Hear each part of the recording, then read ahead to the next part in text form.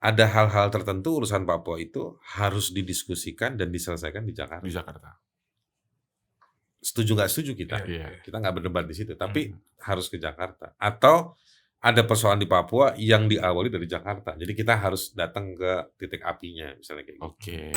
Karena persoalan dan urgensi di bidang hak asasi manusia, bidang keadilan, bidang hukum, bidang institusi, yang paling urgent hari ini tuh di Indonesia ada di Papua. Titik nadirnya itu benar-benar ada di kulminasi yang cukup serius.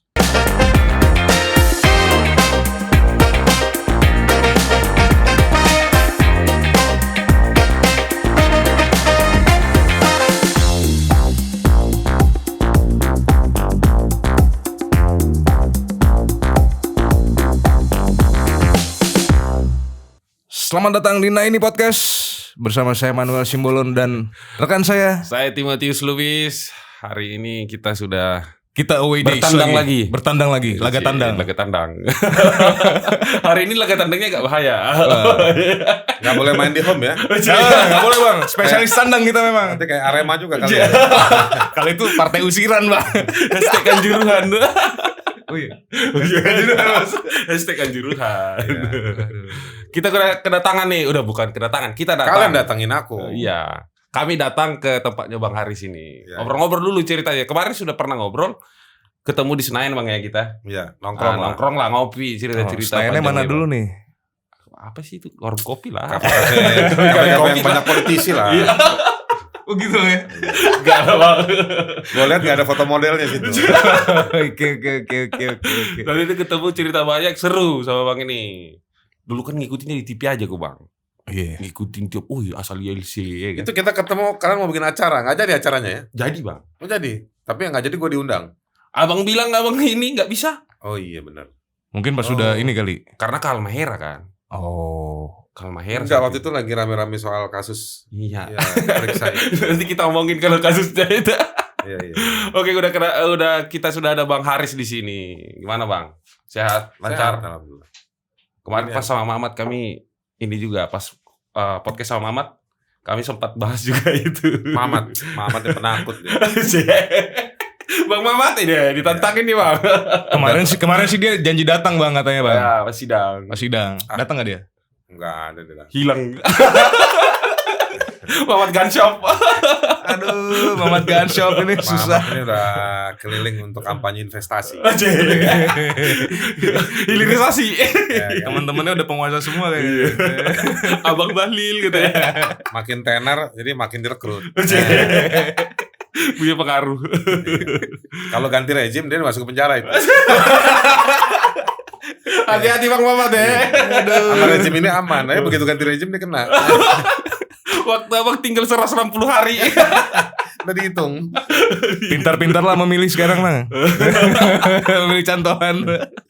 Oke. Jadi ini sekarang sibuk-sibuk apa ini Bang? Terakhir ini sibuk. Kalau tiap Sidang. Senin rutin kita sidang ya. Siap. Berarti semalam baru Kemarin tiap Senin. Tiap Senin ya. Setiap minggu Senin itu sidang yang kasus laporannya Opung itu. Ya siap. Ini udah masuk di sesi-sesi saksi dari kita meringankan. Oh iya. Kan kemarin saksi-saksi dari JP2 apa segala macam. Senin sibuk itu. Sisanya ya karena saya kelola kantor hukum ya ngurusin kasus-kasus juga. Cuma kalau yang Senin saya jadi terdakwa, kalau yang Selasa sampai Jumat saya jadi lawyer. Oh. Lalu masih ngisi-ngisi pelatihan, pendidikan, Seminar TV. Ke teman-teman muda ya, mahasiswa ataupun yang basisnya non kampus gitu. Sering saya diminta untuk isi soal HAM, soal hukum. Itu masih juga apa lagi ya? Itu aja. Agak ironis ya Bang ya. Sisanya ya kunci tuh. Sisanya tiap 2 hari jogging. Oh iya. Olahraga. Tapi drastis banget loh. Dulu aku kenal pertama-tama lihat di TV, drastis banget loh ukuran Bang. Ukuran ya? Ukuran drastis banget ini. Kayaknya apa karena beban pikiran aja. Enggak emang. Programnya ya? Kalau kita gini bos, urusan kayak begini kan emang kerjaan kita ya. Iya. Makan sehari-hari. Ketemu Bukan nyari juga, tapi Iya. juga ya begitulah. Pun datang dihadapi kan begitu. Enggak terlalu. Enggak, memang muka ini ya orang kalau ada problem hukum, Iya. jadi korban pelanggaran HAM, di antara banyak teman yang juga ngurusin kasus-kasus pelanggaran HAM ya datang juga ke kita kan. Jadi ya kita bantu juga lah sedikit banyaknya. Jadi ya jalanin aja lah. Ya kan? Republik ini. Republik ini. Soalnya sidang abang ini selalu viral. Oh iya. Selalu viral. Yang abang ini maju-maju lah. Ya Yang kalau ini- maju tuh untuk nunjukin bukti. Iyalah. Cuma media kadang-kadang Media kan ini ngungkitnya. bungkusnya sampai maju. Ya maju lah kita orang mau ketemu hakim. Iya. Ya kan? Sama yang paling viral ketika mau salaman dengan Opung. Opung. Nggak boleh bilang Lord, pakai Opung. Siapa yang bilang Lord gak ada? Oh iya ya. Takutnya abang keceplosan. Gak ada kawan nih. Kok jadi aku? Enggak, pas salaman itu seru tuh. Maksudnya itu gempar tuh. Seakan-akan itu kayak lucu tuh. Mau salaman enggak? Ya, saya mau salaman kalau. Enggak, kan hakimnya kalau sekarang salaman gimana? Salaman nggak ada masalah. Iya, enggak ada soal sebenarnya. Karena saya secara pribadi sampai detik ini pun saya merasa nggak pernah ada membuat satu serangan kepada dia. Iya. Secara serius gitu ya, serangan personal nggak ada.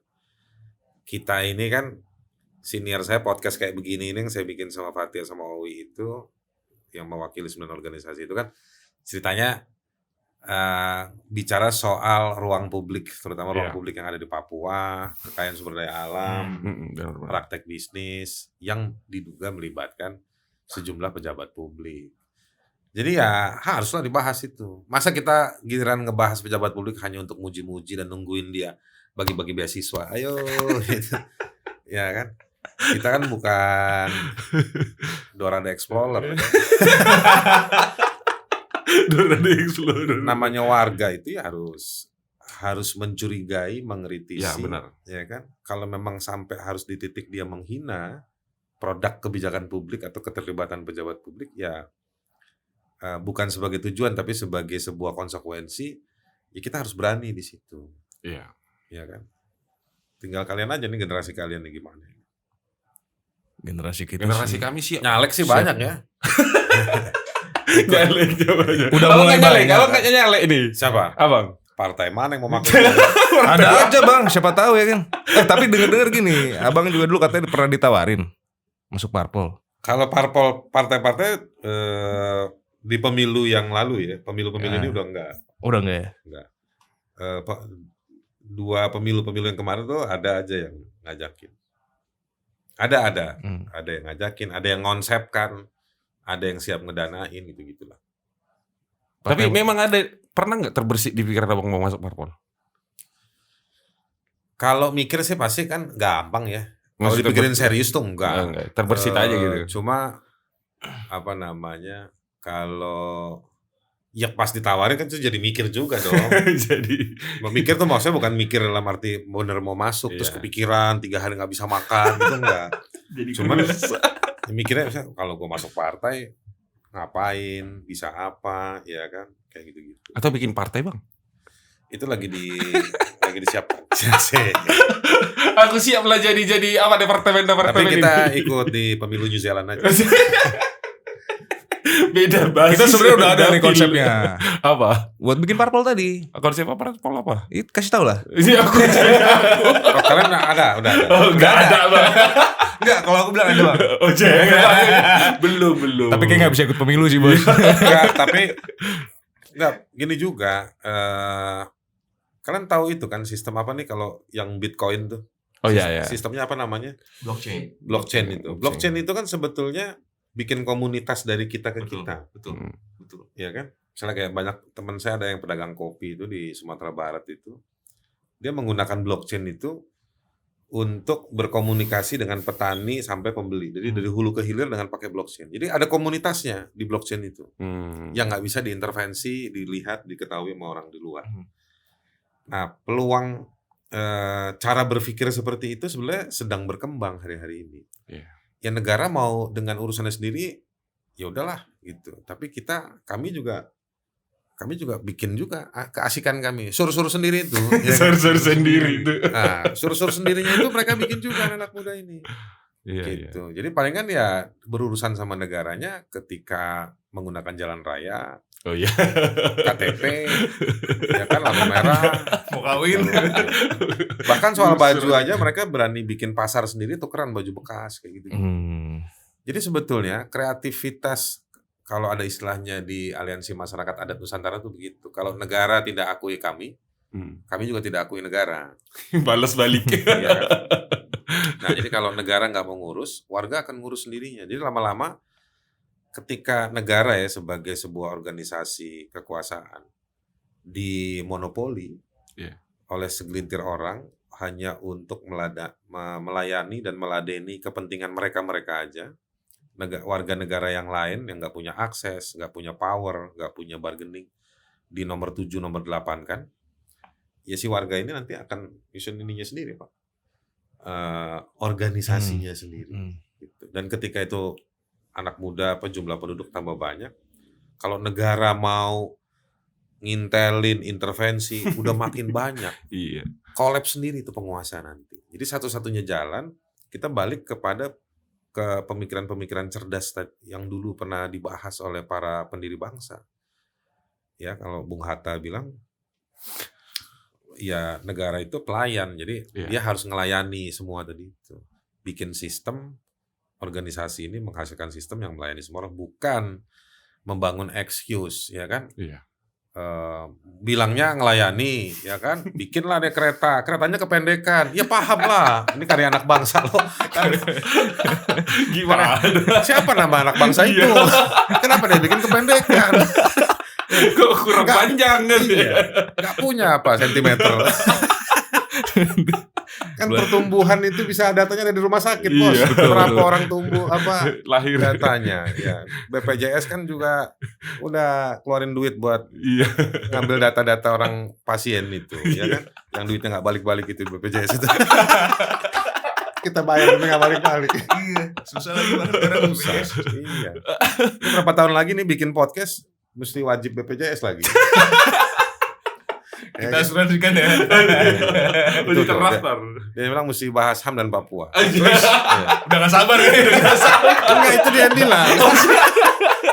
Tadi bicara mesti di sini. Ya nggak? Iya. Bang, tapi gini nih, Kayak pertanyaan. rejim juga ini. Iya, ngatur. Ngatur mengarahkan. Ngatur. Gimana? Bang, gini. Abang ini kan lahir besar Di Jakarta. dewasanya kan di Jakarta. Iya. Berarti kan abang Saya nggak pindah ke IKN. Padahal baru mau nanya itu. Mau pindah ke IKN. Nah, pertanyaan gue tuh gini bang. Abang ini kan sangat metropolis ya. Nah, sedangkan abang tuh sangat akrab sekali dengan isu-isu Papua. Gitu. Sangat akrab juga dengan masyarakat adat Papua. Pertanyaan gue, kenapa kok bisa sampai ke Papua gitu? Apalagi kalau kita kan kayak yang udah lahir di Jakarta ini kan sangat individualis Iya, gitu. iya. Mikirin diri sendiri, karir sendiri gitu. Tapi kenapa bang? Bagus nih pertanyaannya. Begini, mungkin karena gue di Jakarta ya. Jakarta ini kan tempatnya, carilah soto apa yang nggak ada di sini. Iya. Soto Banjar ada, soto Madura ada. Soto Papua kagak ada. Papua kan bikin soto. Kuah kuning. Kuah kuning, bukan Iya. soto. Bukan soto namanya kuah kuning. Kuah kuning. Kuah kuning ikan. Nah jadi begini bos, di Jakarta itu multikulturalisme itu tinggi. Iya. Dalam artian yang positif maupun negatif. Jadi keberagaman itu sangat tinggi sekali, kebinekaan sangat tinggi sekali. Dalam artian pengalaman gue berhasil atau bisa mencicipi keberagaman tadi itu lewat dan ini beriringan dengan ketertarikan profesi kerja aktivisme yang gue lakukan di bidang hak asasi manusia. Akhirnya beririsan lah dengan berbagai hal yang beraneka macam ragam gitu di Jakarta itu, dan akhirnya membawa kita berkoresponden, fokus bekerja pada hal-hal yang beragam tadi itu sampai keluar dari Jakarta tadi itu juga. Ya kan? Misalnya gini nih, kita bicara soal hukum dan politik, Iya. soal ambil contoh Papua. ada hal-hal tertentu urusan Papua itu harus didiskusikan dan diselesaikan di Jakarta. Di Jakarta.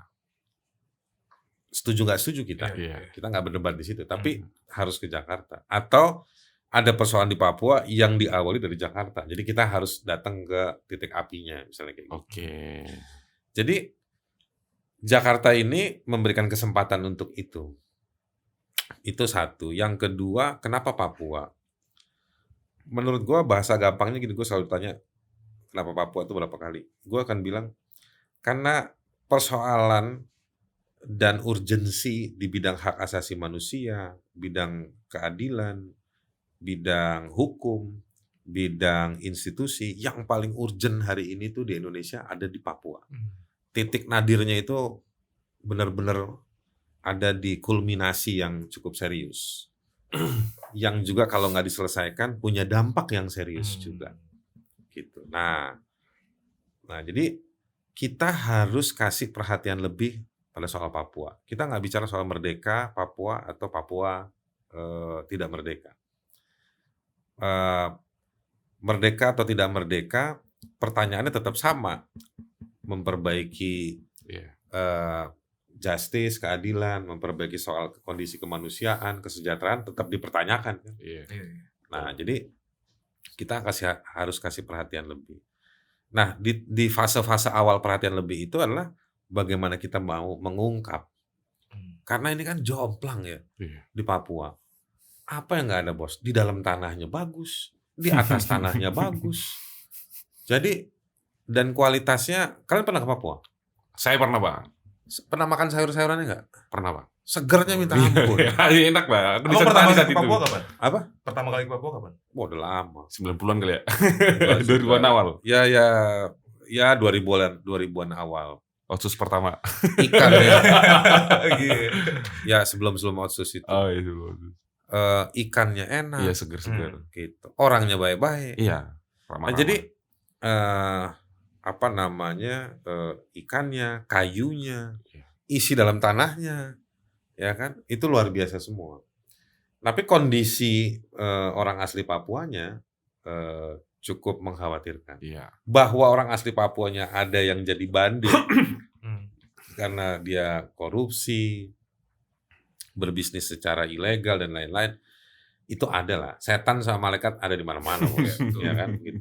Tapi itu bukan membuat kita jadi tutup mata untuk melihat orang Papua secara lebih keseluruhan, orang-orang asli atau warga asli. Nah, itu yang nomor 2 alasan gua kenapa kita kasih perhatian sama Papua. Itu. Yang nomor 3 kembali ke nomor 2. Gitu. Jadi tapi yang gua sebenarnya ya advokasi HAM ini kan udah cukup lama juga ya, meskipun ada yang lebih lama lah, tapi nggak cuma Papua, banyak juga beberapa lain. Ya, gua advokasi soal buruh juga, soal masyarakat adat di luar Papua juga. Ada banyak juga kasus-kasus lain gitu. Apa yang nge-trigger Abang pertama kali bahas soal isu HAM gitu? Sebetulnya yang men-trigger itu ya karena dulu waktu zaman kuliah hukum ketemulah sama topik HAM ini. Oke. Tapi nggak ada kelasnya. Kalau kalian kan sekarang kuliah enak, udah ada kelas HAM kan? Iya, apalagi kita ilmu politik ada HAM. Iya, pokoknya yang kuliah ilmu sosial, ilmu politik, kuliah hukum. Ilmu budaya, ya itu pasti ada kelas HAM. Iya. Kalau dulu kami itu di zaman Orde Baru nggak ada kelas HAM, tapi topik hak asasi dibahas. Di misalnya mungkin dulu, pertemuan gitu ya, di pertemuan saya gitu. satu sesi Ada ada babnya. Nanti gue lagi inget nih mata kuliah apa dulu ya, ilmu negara atau tata negara kayak gitu-gitulah. Iya. Bahas. Tapi ya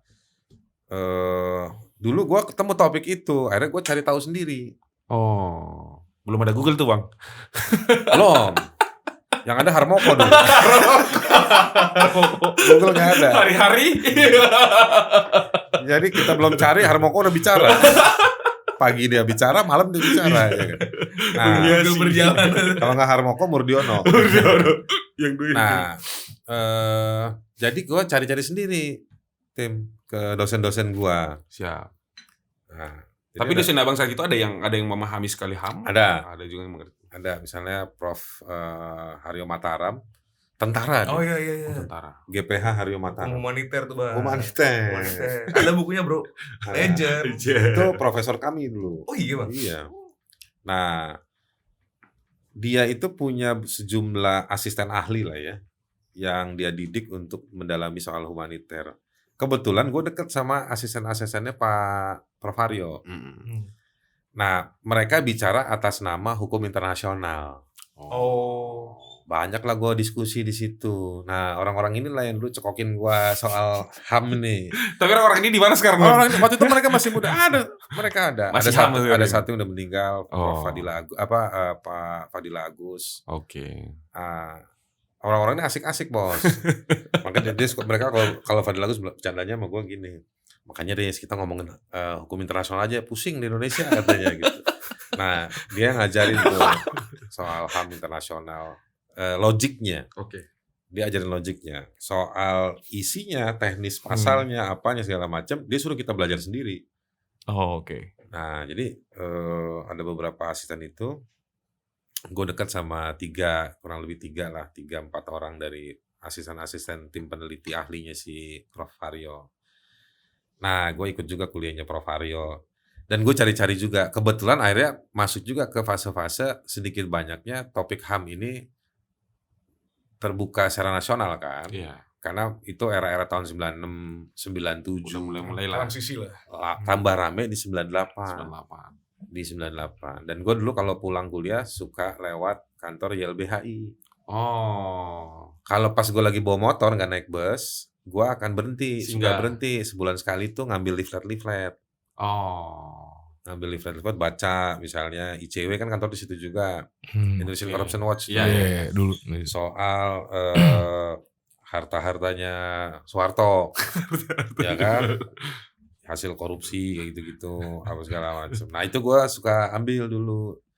Seiring akhirnya rame juga kampus-kampus gabung dan lain-lain. Jadi ngalir seperti itu. Sampai akhirnya dapat kesempatan diajak Munir gabung di Kontras. Oh. Nah, menurut gua di Kontras itu kita belajar secara, ya bukan akademik ya, tapi di Kontras itu dulu dituntut untuk baca, untuk belajar, Iya. sembari kita kerja, sembari kita beraktivitas itu, Ah. beraktivisme itu, ngadvokasi orang, mesti tahu juga ilmunya apa segala macam. Ya bukan pintar juga, tapi ya kita belajar juga gitu, belajar segala macam. Ya terus banyak forum belajarnya juga, nggak dari kasus tapi juga dari orang. Iya. Baca buku, sekolah, S2 apa segala macam di bidang. Berarti abang masuk diajak sama Bang Munir ini itu di awal-awal tahun 2000-an lah ya? Tahun 99. Ya, maksudnya saat itu mungkin ancaman juga masih tinggi untuk Masih bos. para aktivis HAM apalagi. Banyak. Ya banyak bos. Saat itu abang nggak berpikir, masih muda saat itu kan? Abang nggak berpikir, aduh ini terlalu bahaya nih. Oh gua dulu berpikir Situasinya. gini, lu colek gua colek balik. Memang udah terminal lah. Anak Rawamangun bos. Memang udah anak terminal. Jadi ya dulu semangatnya lagi dulu gimana ya? Ya itulah dibilang anak muda itu begitu. Kayak kalian kan. Yang paling parah dulu abang. Kayak podcast gini kan kalian terancam ini dilaporkan nih. Apalagi pas kan. Nanti kami lapor sendiri dah. Tapi memang gue selalu inget tuh ya kalau kayak gini-gini secara dalam konteks yang luas Iya. itu yang gue inget tuh Pramudia Antartatur, Oke. Pram sama Hatta. Dua orang ini kan yang punya keniscayaan yang cukup tinggi sama anak muda. Iya. Karena dua orang ini di masa mudanya rebel. Oh iya. Ya kan? Biar kata Bung Hatta topinya Iya. miring-miring gitu. Rebel. Iya. Tapi waktu dia di sekolah di Belanda apa segala Iya. macam, dia ketemu sama orang-orang yang keluar batas. Iya. Ya kan, dia ketemu sama orang-orang yang lagi panas-panasnya mendiskusikan soal revolusi Perancis Iya. yang beberapa dekade baru terjadi di Perancis, dan itu ada perdebatan. Kalau kita baca buku-bukunya Hatta, perdebatan konstitusi. Hatta itu mengutip cerita-cerita itu, paham-paham liberalisme, individualisme, sosialisme dan lain-lain. Jago dia. Nah, rebel dia, pikirannya rebel, tapi konstruktif dalam memberikan hadiah buat bangsa ini. Nah, dia percaya sama anak muda. Nah, Pram juga begitu kan. Orang yang terlibat pada gerakan kebudayaan tanpa harus dia terlibat secara di atas meja. Ya. Saya partai ini nggak begitu. Nah. Dan ternyata dia punya karya yang dituangkan dalam novel-novel itu. Dan itu semua kan proses-proses yang dia lihat sendiri di perjalanan hidupnya dia gitu. Jadi makanya dia bilang bahkan dia bilang kan waktu tahun 98 baru kejadian, dia bilang negeri ini kalau mau bener serahin ke anak muda. Bukan artinya anak muda jadi nyalek ya. Konsepnya Pram itu kan dia orang yang ya mungkin penghargaan kita kurang sama Pram ya. Tapi di luar negeri kan Pram ini cukup dihargai ya sebagai sebuah tokoh referensi pengetahuan soal budaya.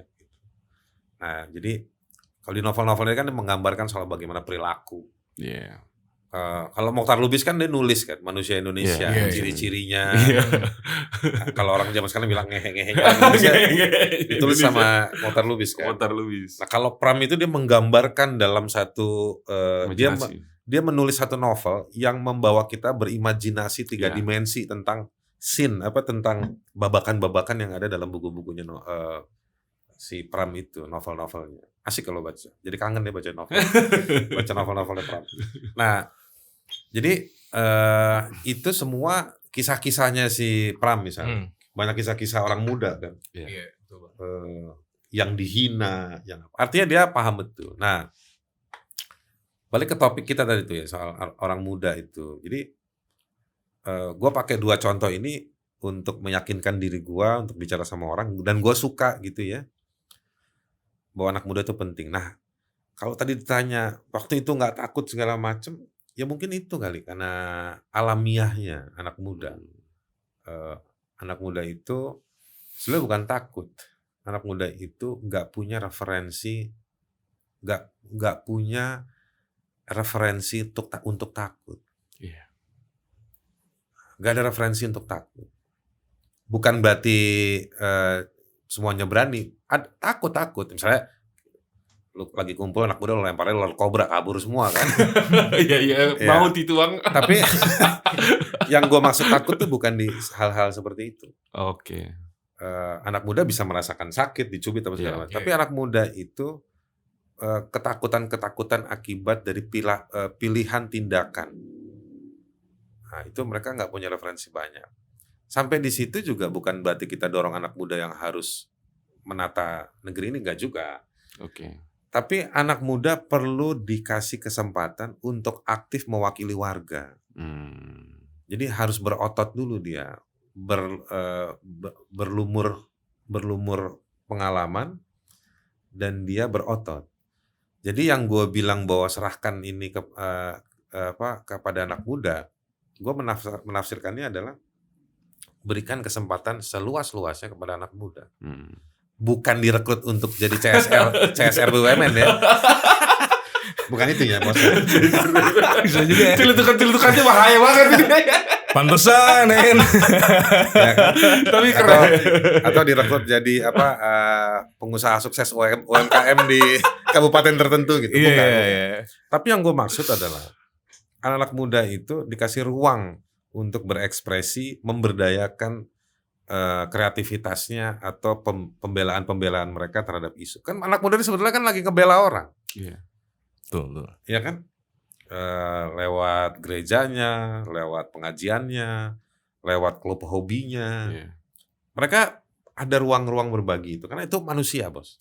Manusia itu pasti ada empatinya sama orang, ada simpatinya sama orang, ada penasarannya sama orang. Jadi dia pasti interaktif. Biarkan mereka ke sana, fasilitasi. Bahkan kalau perlu, biarkan mereka nantangin kita.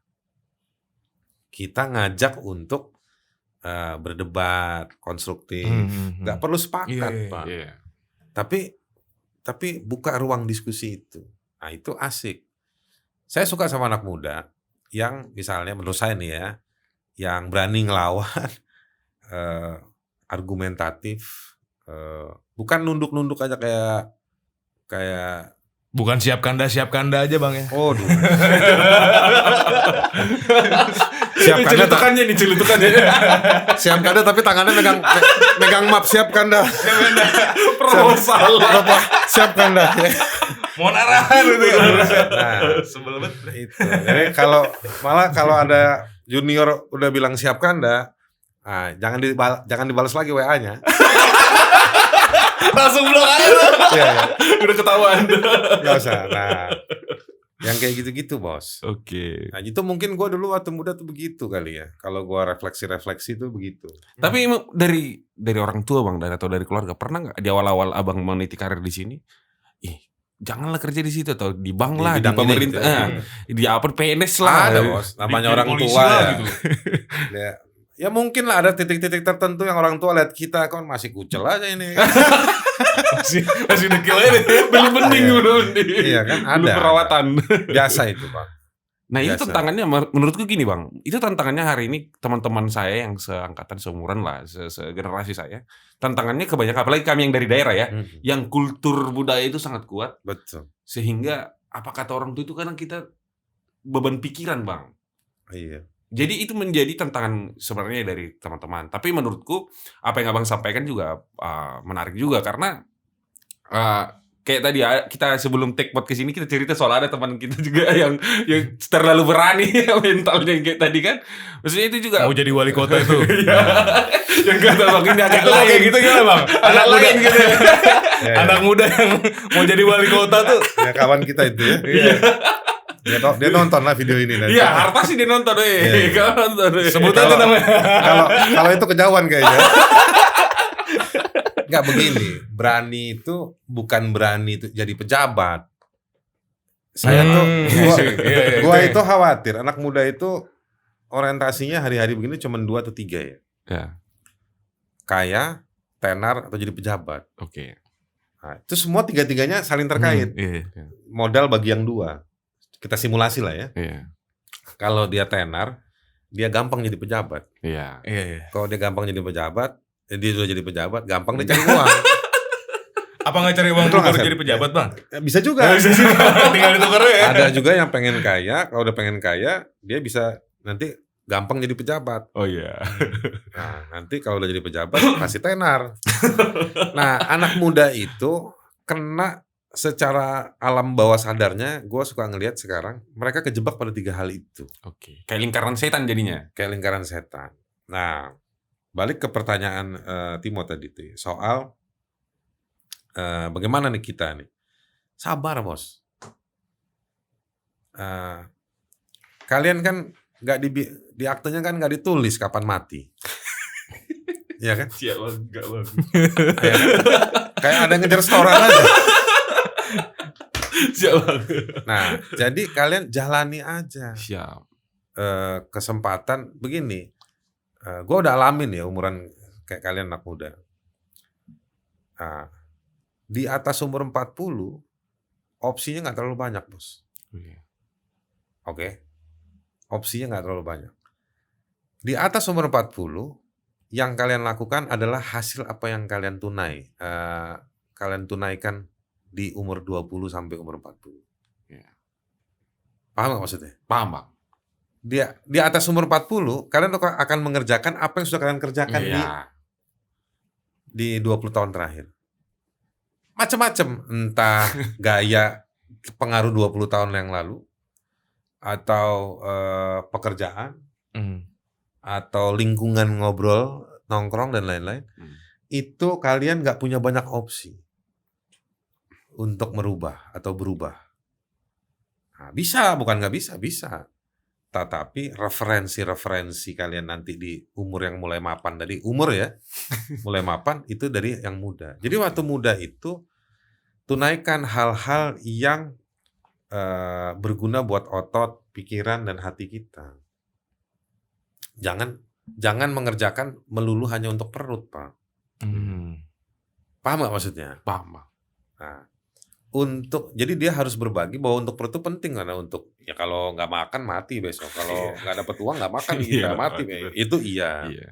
tapi bukan akumulatif. Oke. Nah, jadi harus ada juga yang di sini sama buat di sini. Iya.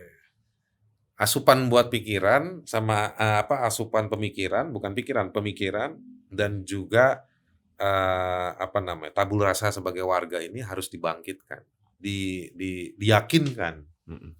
Dan ini kan koresponden terus kan? Iya. Ini sama ini. Nah, anak muda itu harus memanfaatkan waktunya ke sana. Jangan dia sibuk jadi pekerja saja. Mm-mm. Gitu. Kenapa? Karena kalian nanti di umur 40 kalian apa itu di atas umur 40 nanti hasil dari apa yang kalian jalani. Nah, jadi itu satu rumusnya, agak panjang rumus yang nomor 1 itu. Nomor 2 itu menurut gua kalau sama orang tua buktiin. Oke. Tapi cara nyampe ini sopan, Pak. Iyalah. Jangan bukti nggak ada, ya kan?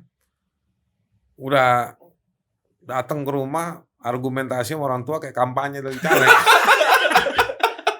Teoritik lagi. Kalau orang zaman dulu bilang enak juga kita lihat. Berat di gaya, Pak. Iya. Berat di gaya. Gak usah, Berat di gaya. santai aja sama anak muda, sama orang tua atau sama orang yang kita hormati, atau misalnya ya barangkali ya teman-temannya ada yang juga sama omnya atau sama kakeknya, sama neneknya.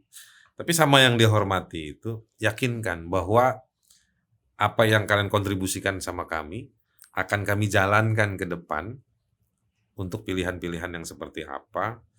Bahwa mereka mungkin tidak setuju atau kurang paham gitu ya, nggak apa-apa, tapi buktikan. Tapi juga nggak usah gengsi, Pak. Iya.